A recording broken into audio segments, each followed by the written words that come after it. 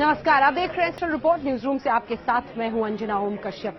आम आदमी पार्टी ने नए सिरे से प्रधानमंत्री नरेंद्र मोदी को ललकारा है। वैसे बात तो होनी थी 2 करोड़ कपिल मिश्रा के आरोपों पर, लेकिन विधानसभा में आज ईवीएम का लाइव डेमो हैकिंग का करके आम आदमी पार्टी ने कह दिया, सिर्फ 3 घंटे पहले गुजरात के चुनावों के ईवीएम दे दो, एक एक सीट पर हम ही जीतेंगे।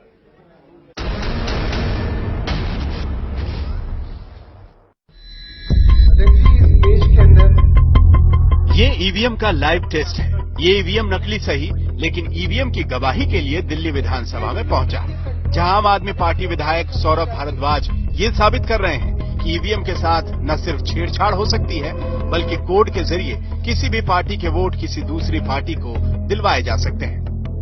आज इस सदन के माध्यम से मैं दिखाना चाहता हूं कि इस प्रजातंत्र की नींव ऐसी मशीनों के ऊपर टिकी हुई है जिसको मेरे जैसा एक साधारण इंजीनियर भी 10-15 दिन की मेहनत के बाद जहां वोट डलवाना चाहे वहां वोट डलवा सकता है। यह हम अभी इस सदन के सामने साबित करेंगे। विधायक सौरभ भारद्वाज ने ईवीएम जैसी मशीन से विधानसभा में लाइव टेम्परिंग का लाइव डेमो दिखाया। सौरभ भारद्वाज ने ईवीएम के जरिए वोटिंग करनी शुरू कर दी। सौरभ भारद्वाज ने इस लाइव डेमो में आम आदमी पार्टी, बीएसपी, बीजेपी, कांग्रेस और समाजवादी पार्टी को रखा। भारद्वाज ने इन 5 पार्टियों को डेमो के दौरान वोट दिए। डेमो के दौरान आम आदमी पार्टी को सौरभ ने 10 वोट दिए।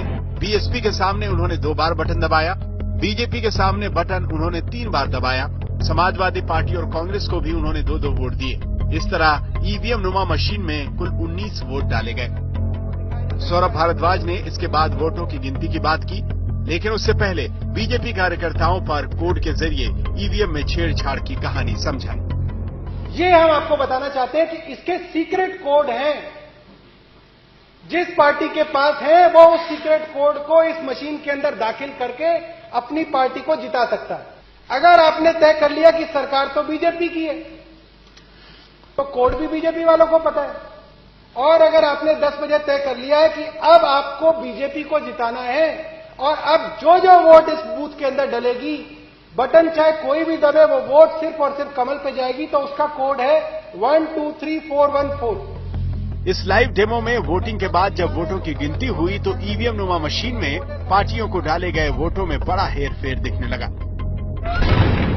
आम आदमी पार्टी को 10 वोट पड़े थे, लेकिन नतीजे में आम आदमी पार्टी के खाते में 2 वोट दिख रहे थे। बीएसपी को 2 वोट मिले, नतीजे में 2 वोट ही दिख रहे थे।